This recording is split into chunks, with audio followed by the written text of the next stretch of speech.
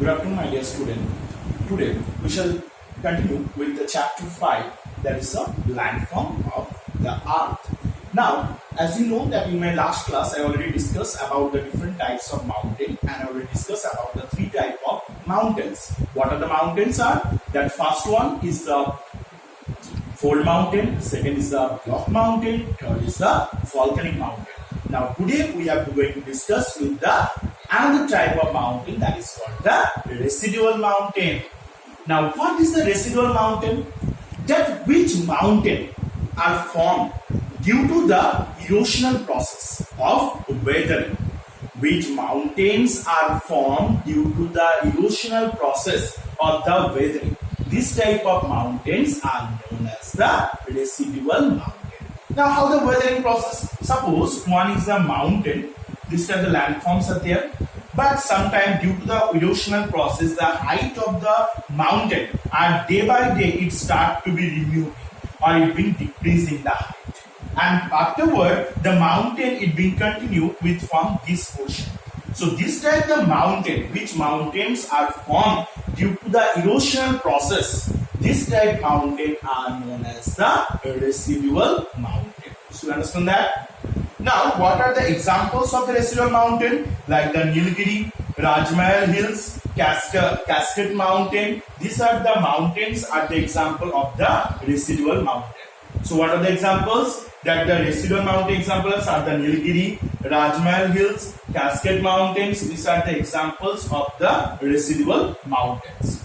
Now, so these are the four types of mountain that I hope you have to understand properly. What are the four types? First is the fold mountain, that which mountains are formed due to the fold-like structure.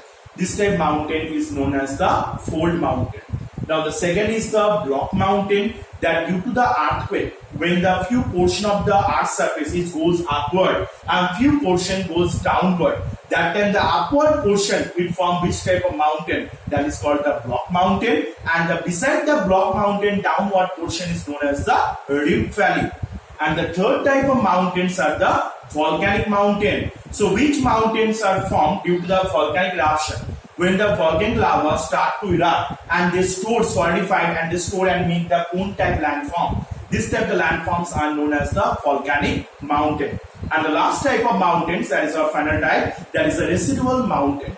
That which mountains are formed due to the erosional process, like the weathering process, that is erosional process, degradation process. This type of mountains are known as the residual mountain. So now we have to discuss about the importance of mountain. Now why the mountains are being important, by which way the mountains are important for us, that we are going to discuss now. Now the first is they act as an effective barrier against the cold and the hot winds. You know that the mountain itself us, especially in India, the mountain it help, Himalaya mountain help us the Indian climatic condition in many ways. That when from the Siberia, the cold chilled wind, they are supposed to enter in India, but it not able to enter. You know for what? There is a main reason there, because for the Himalaya mountain. Himalaya mountain prevent the wind, the cold chilled wind, and it not allowed to enter in our country. So for that reason, here the temperature will be maintained in balance. Now the second is they influence the condensation of the moisture. That this mountain it's also help us to occurring rainfall. How it help us occurring rainfall? That when you know the relief rainfall process, you already read in class 8 what are the relief rainfall and how it occur. So when the moisture added winds start to come out from the ocean or the seas, that time this wind directly clash with the mountain, and whenever it getting clashed, that time the wind start to goes upward.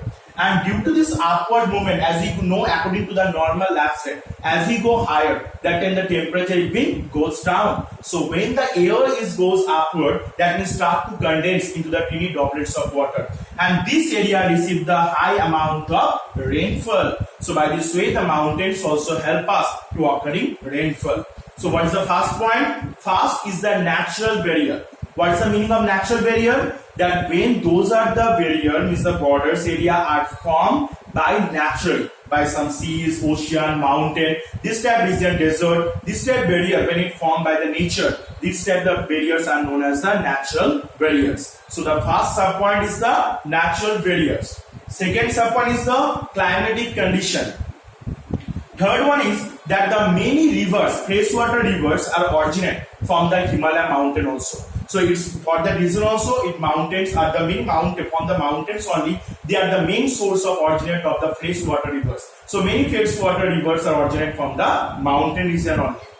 The next is the mountain, the slope or the site of development of the hydroelectric and the multi-purpose project. And those rivers are start to originate from the mountain. These rivers are the fast flowing rivers. So the fluidity of the water when they use, and by the help of turbine they use the hydroelectric power that it make the electricity.